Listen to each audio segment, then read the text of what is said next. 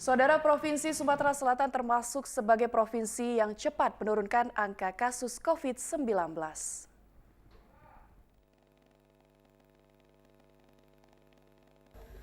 Gubernur Sumatera Selatan mengatakan Provinsi Sumsel harus menjadi contoh dalam penerapan prokes agar COVID-19 semakin menunjukkan penurunan. Selain itu, untuk memberi batasan kepada pemilik tempat wisata agar mengikuti peraturan pemerintahan RI terkait jumlah pengunjung. Bila pemilik tidak mengikuti peraturan, maka tempat wisata akan ditutup sementara. Selain itu juga, bantuan dari Bupati dalam kasus COVID-19 diharapkan dapat bekerjasama guna memutus mata rantai penyebaran COVID-19.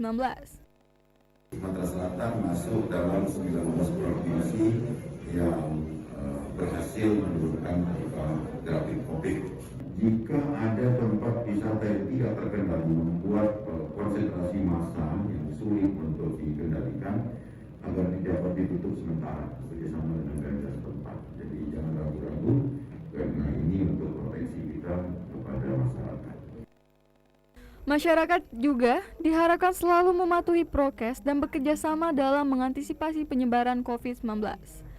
Masa Yusafita, TVRI Sumatera Selatan, melaporkan.